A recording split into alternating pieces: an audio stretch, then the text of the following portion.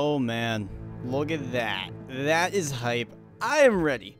I hope you guys are ready, because I am more than hyped to start this Let's Play Pokemon Pearl Randomizer Sololocke. Let's get this thing popping. And some of you guys may be a little confused. What the heck's a Sololocke? So, you know, we have a bunch of beginning stuff here. And it's kind of just basic, you know, welcome to the world of Pokemon. Just, you know, your normal bread and butter, you know, whatever. So I'm going to kind of just speed through all this, because you've all seen this before. It's cool, whatever. So, I'm going to explain to you guys, while we have all this, what a Sololocke is and what I'm going to be doing with it. So, pretty much what a Sololocke is taking a Solo Run and a Nuzlocke and combining them into one. You may have seen JustPlayPokemon. He did this on his channel. He still has it going on with Heart Gold. I'm going to name myself Josh, because that's my name. 4thGenGamer here on the PokemonFabFive, of course. And yeah, he has that, so I'm going to be playing with pretty much the same rules, maybe a little bit different than what he did.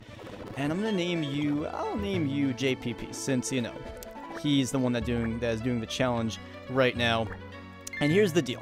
So, if you know the normal Nuzlocke rules, this is like a little spin on them.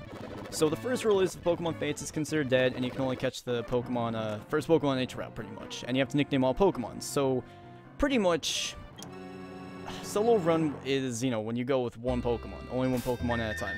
Now, what the Sololocke does, let's just make that all fast. Let's do the, which frame do I want? Let's go with, that one's looking nice. That one's looking nice. So, pretty much, here's a Sololocke now. You know what Solo Run is, you know what a normal Nuzlocke is. With a Sololocke, you can only use one Pokemon, like you have to use your starter Pokemon, and then after each gym, you have to swap out that Pokemon. So it's sort of like a switch lock. If you know what that is, I'm not going to explain it, but hopefully it didn't confuse you anymore. So here's the deal. After each gym, you have to switch your Pokemon. Now what I have in place is I'm going to have a Master Ball code. It's not in right now, but I'll have it when we need it after the first gym.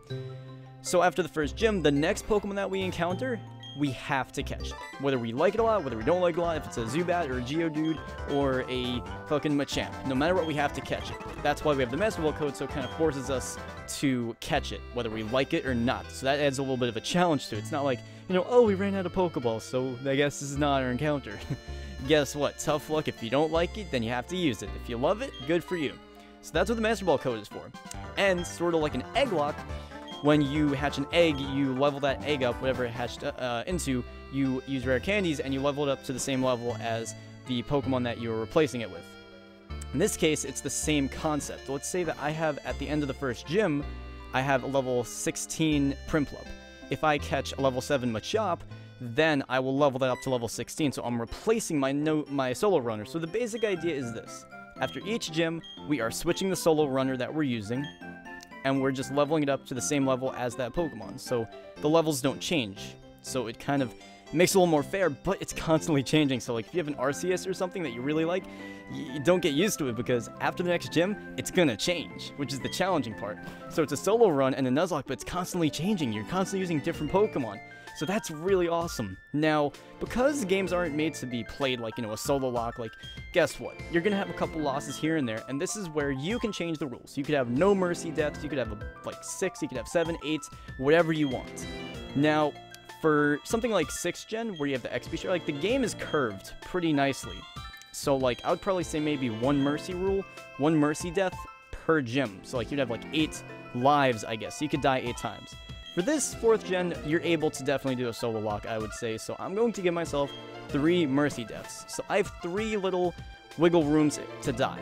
I can die 3 times. That's what I'm giving myself. You can do none, you can do whatever you want, but just to make it simple, we're going to do 3 deaths. I can die 3 times in this Let's Play, and that's the deal. That's what I'm doing. You can change this to however you want, but the basic idea is, if you're confused or whatever, you are doing a Solo Run Nuzlocke. Pokemon faints, that's considered like a death, and I'm giving myself 3 lives, and after each gym, I have to change my Pokemon that I'm using.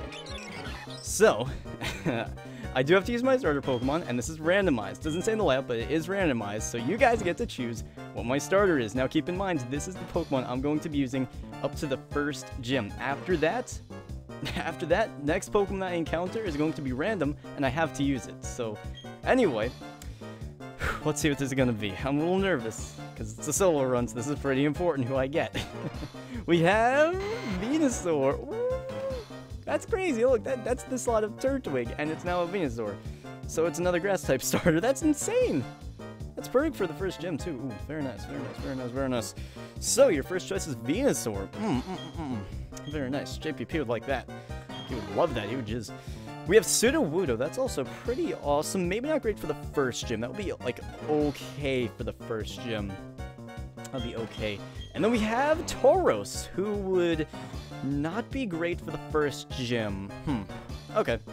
So we have a couple good choices. We have a really good one, we have an okay one, and then we have a meh one. I would say Tauros is probably not that great. We're going to be struggling for that first gym. So now you guys need to comment down below who you want to choose. Your options are Venusaur, you have Sudowoodo, and you have Tauros. Those are the choices. Let me know in the comment section below which one you want to see.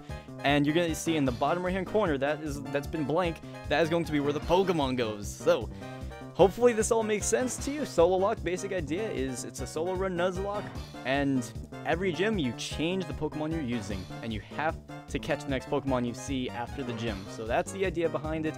Thank you guys so much for watching. Hit that like button if you are hyped for this series, and make sure you comment down below which starter we should use. And that's about it. Thank you guys so much for watching. If you're wondering what happens to the Wonder Cup, those will still be coming, just not as often. This is going to be my main series on the PokemonFabFive, and I'll see you guys next time. Peace!